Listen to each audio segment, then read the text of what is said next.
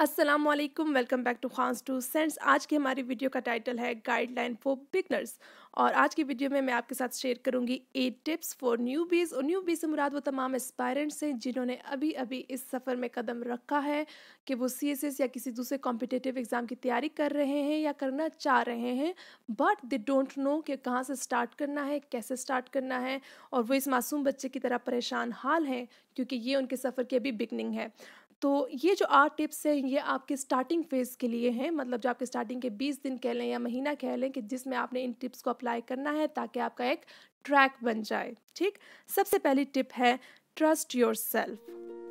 आप में से बहुत सौ ने व्हाट्सएप ग्रुप्स को ज्वाइन कर लिया होगा, किसी ने फेसबुक ग्रुप को ज्वाइन कर लिया होगा, किसी ने एकेडमी को ज्वाइन कर लिया होगा और धड़ाधड़ आप मटेरियल को रिसीव कर पा रहे होंगे और 12 सब्जेक्ट्स भी हैं। तो इस टाइम पर बहुत से एस्पायरेंट्स डीमोटिवेटेड फील स्टार्ट करना कर देते हैं और वो अपने आप को बेबस फील करते हैं। तो आपने अपनी बेबसी के सामने बेबस नहीं होना, आपने अपने आप में ट्रस्ट रखना है कि आप कर सकते हैं, क्योंकि ये सब भी फेज़ आता है। इतना ज़्यादा मटेरियल दे के, इतने ज़्यादा सब्जेक्ट्स देखकर आपने डीमोटिवेट नहीं होना। It's tough, so are you. अगर ये मुश्किल है तो क्या हुआ, आपने करके दिखाना है। तो ये जो स्टार्टिंग फेज़ है इसमें ही आपने क्विट नहीं कर जाना, आपने कंसिस्टेंट रहना है। Second tip is to follow syllabus. Why? Because this is the main and only authentic guideline. Academies में टीचर्स भी सिलेबस को देखकर पढ़ाते हैं, एफपीएससी पेपर्स भी सिलेबस के कंटेंट के अकॉर्डिंग बनाता है।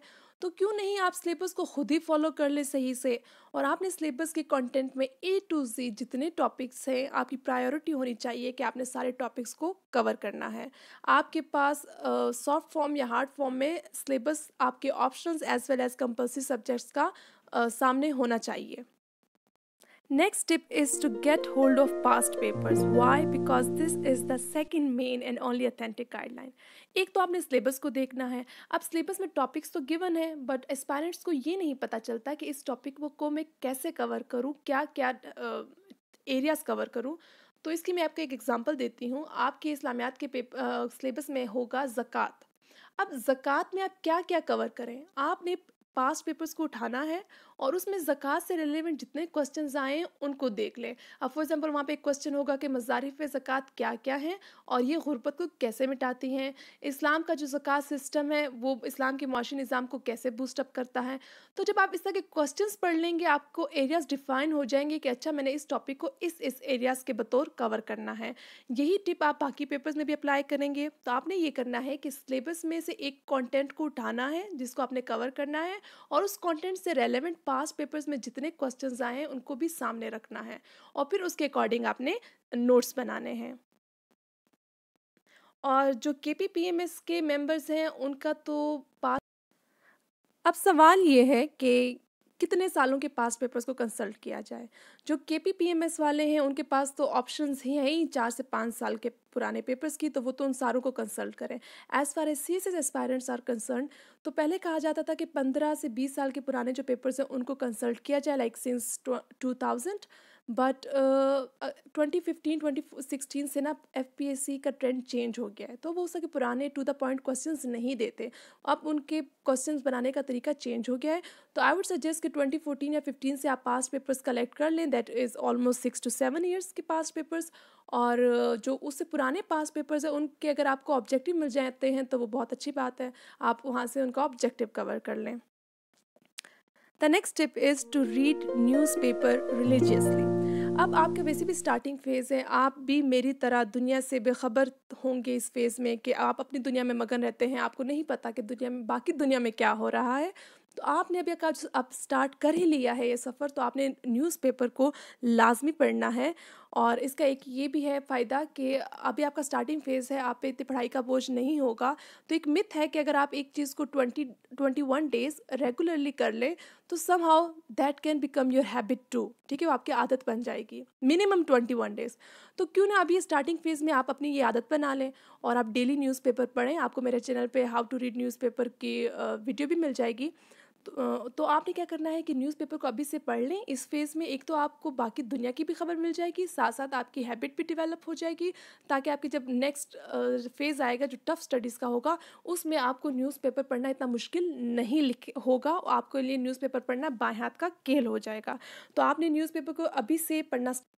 नेक्स्ट जो टिप है वो है to start making your routine. ठीक, अब ऐसा है कि एक तो पेंडेमिक है, लॉकडाउन है, हर चीज़ ऑनलाइन शिफ्ट हो गई है, तो हमें से बहुत सौ की अभी रूटीन नहीं बनी होती। हम अपने मर्ज़ी से जाग रहे होते हैं, सो रहे होते हैं, अपनी मर्ज़ी से पढ़ रहे होते हैं। तो देखें, ये कॉम्पिटिटिव एग्ज़ाम की तैयारी इस तरह नहीं हो पाएगी कि आप 2 या 3 घंटे पढ़ लें या जब जाग लिया जब सो लिया, ऐसे नहीं होता। आपको अपनी रूटीन सेट करनी है and this initial days are best for it.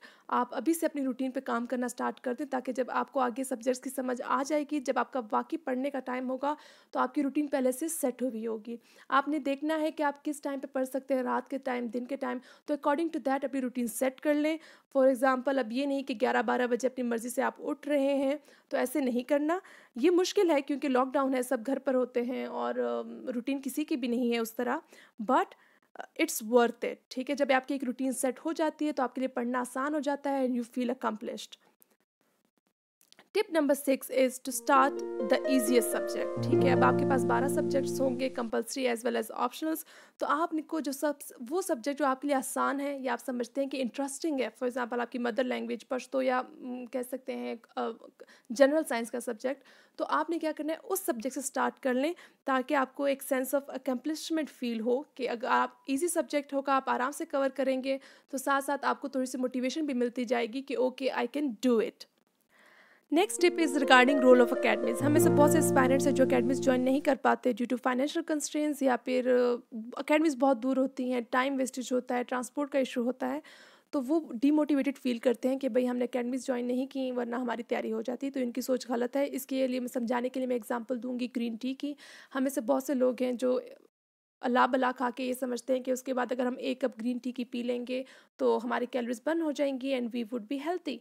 और बहुत से लोग होंगे जो ग्रीन टी नहीं पीते और ये समझते हैं कि हमने ग्रीन टी नहीं पी वरना हम मोटे ना होते और हमारी कैलोरीज उसी वक्त बर्न हो जाती। तो दोनों की सोच गलत है, क्योंकि सिर्फ ग्रीन टी पीने से आपकी हेल्थ का ताल्लुक नहीं है, बल्कि इसके साथ आपने एक्सरसाइज भी करनी होती है, अपने डाइट पे भी कंट्रोल रखना होता है।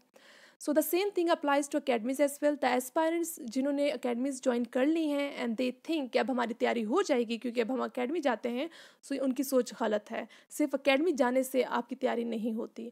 इसी तरह जो एस्पायरेंट्स ज्वाइन नहीं कर पाते और वो समझते हैं कि भाई अपने अकेडमी नहीं गए जा रहे तो हम तो पीछे रह गए हैं, हम नहीं कर पाएंगे, तो उनकी सोच भी गलत है। सिर्फ अकेडमी ज्वाइन करने या ना करने से आपकी सक्सेस डिपेंडेंट इस पे नहीं है। आपके बाकी स्टेप्स भी करने हैं, जैसे अपने आप को हेल्थी रखने के लिए आपने एक्सरसाइज करनी है, डाइट पे कंट्रोल रखना है। In the same manners success के लिए आपने खुद की एफर्ट्स लगानी है, खुद के नोट्स बनाने हैं, खुद का सिलेबस फॉलो करना है, खुद के पास्ट पेपर्स फॉलो करने हैं। सो अकेडमीज ज्वाइन करने वाले और अकेडमीज ना ज्वाइन करने वाले दोनों ने तैयारी खुद से करनी है। अकेडमीज का इतना बड़ा कोई इसमें हाथ या रोल नहीं है। And tip number 8, that is the last tip, is follow Khan's two cents. Khan's two cents को फॉलो करें, अपनी सजेशंस दें कि आपको क्या प्रॉब्लम फेस हो रही है या किस चीज़ पे आपको वीडियो चाहिए। I will try my best कि उसको मैं शेड्यूल करके उस टॉपिक पे वीडियो भी बनाऊं। और इसके अलावा I am trying to make a community और अ सोसाइटी जहाँ पर हम तमाम एस्पायरेंट्स जो वाकई पढ़ना चाहते हैं, लायक ना लायक की बात नहीं है, सिर्फ वो एस्पायरेंट्स जो वाकई में पढ़ना चाहते हैं, सीखना चाहते हैं। मैं चाहती हूँ कि हमारी कम्युनिटी छोटी से बन जाए किसी भी सोशल प्लेटफॉर्म पर, और वहाँ पर हम चीज़ों को डिस्कस करें। बहुत मुश्किल टॉपिक्स हों तो उनके लिए हम जूम की छोटी सी 1 घंटे 1.5 घंटे की क्लासेस भी अरेंज कर सकते हैं एक दूसरे को समझाने के लिए। बट मसला ये है कि मैं उसको पब्लिकली अनाउंस नहीं कर सकती, क्योंकि फिर हर कोई ज्वाइन कर लेता है और फिर क्वांटिटी बहुत बढ़ जाती है ऐसे ग्रुप्स की, और जो क्वालिटी होती है वो उसको सेक्रीफाइस करना पड़ता है। तो उस प्लेटफॉर्म की क्वालिटी को मेंटेन रखते हुए मैं अभी उस पर सोच रही हूँ कि ऐसे तरीके से उसको हम बनाएं कि उस पर सिर्फ वो एस्पायरेंट्स फॉलो करें उसको, या उसमें सिर्फ वो एस्पायरेंट्स मौजूद हो जो वाकई में पढ़ना चाहते हैं। तो इसके लिए आप अपनी टिप्स और सजेशंस दें, ताकि हम एक हेल्थी और कंस्ट्रक्टिव ग्रुप बना पाएँ जिसमें हम फ्री ऑफ कॉस्ट एक दूसरे की हेल्प कर सकें।